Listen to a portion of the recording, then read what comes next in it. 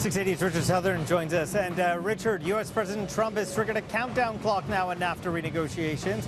And you're looking at some of the key issues that are at stake as the agreement gets reworked. Yeah, a lot at stake here for Francis when this renegotiations of this big trade pact get underway.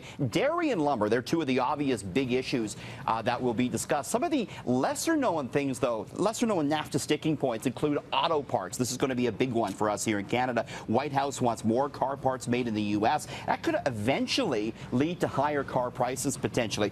Bombardier, just today, Boeing, the U.S. plane manufacturer, was in court arguing for duties on Bombardier aircraft. Boeing says Bombardier receives government subsidies, giving it an illegal advantage. Liquor. The U.S. doesn't like Canada's high taxes and tight controls on booze, and especially disagrees with Ontario for keeping wines, imported wines, off of grocery store shelves. Telecommunications. This could be a big one. U.S. might look for more cell phone access in Canada, maybe, you know, more foreign ownership as far as cell phones are concerned. And labor mobility right now, work visas under NAFTA are very restrictive, and that could be changed. Francis, we've seen the Canadian dollar pull back the last couple of weeks, and I think part of that has to do with the nervousness over the NAFTA renegotiations. Yeah, only time will tell. Well, let's look at the markets now. We saw the numbers. The Trump dump did not extend into another day.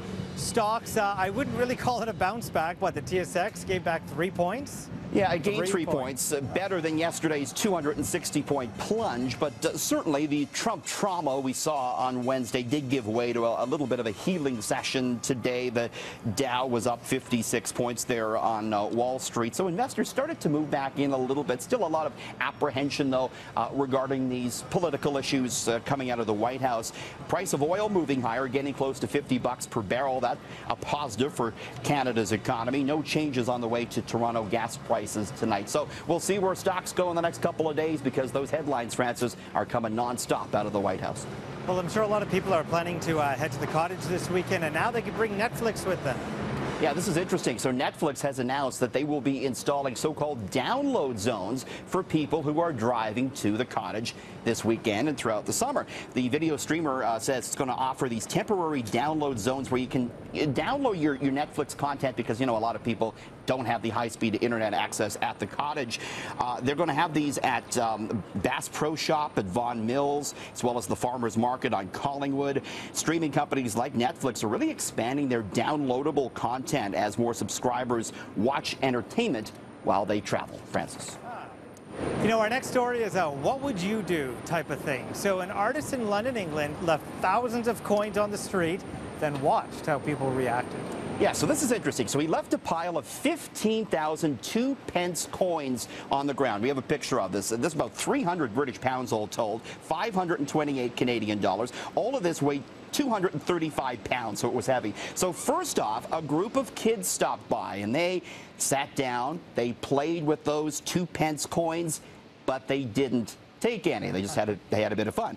Next, the kids, Francis, were followed by a man on a bike, and he stopped, and he took just a few coins, and a lot of people online said he took maybe just enough for a coffee. Next, a younger man came along, and what did he do? He made it rain. He dumped some of the coins over his head, took a few pictures. You know, when else are you going to get a chance to do that, right? Make it rain with the coins. Eventually, though, the inevitable happened. Two guys came along. They had a plan, Francis. They had bags. They loaded every single... Wow, they were prepared. They were ready. They were not fooling around. They took every single cent. You know, a recent survey found, Francis, that 4 in 10, only 4 in 10 people would give money to the police that they found on the ground. Just over half said they would keep the found cash. Definitely a what would you do? 10. Yeah, and only 5% said they give it to charity. So most people are going to pocket that found money. Well, if you find it, finders keepers. Finders keepers. Yeah, we'll see. Depends on the amount, though, I suppose, but finders keepers.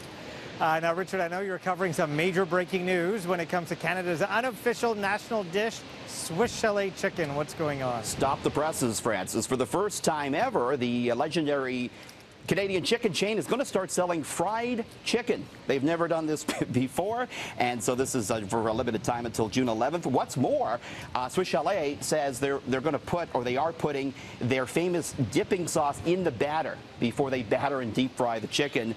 Cara Operations, owners of Swiss Chalet, they haven't been having a great run on Bay Street. Investors not exactly hungry for the stock. It is down over the past 6 months. So we'll see if fried chicken at Swiss Chalet can revive Cara food stock. Francis. No. You don't mess with the quarter white. You got to go leave in it for the as quarter is. white, French fries, and That's you're it. good to go. Get the dipping sauce going, and you're good to go. Yeah, whole wheat bun or a multigrain bun, and you're fine. Nothing That's the more healthy Canadian part. than that. Thank you, Richard. Thanks.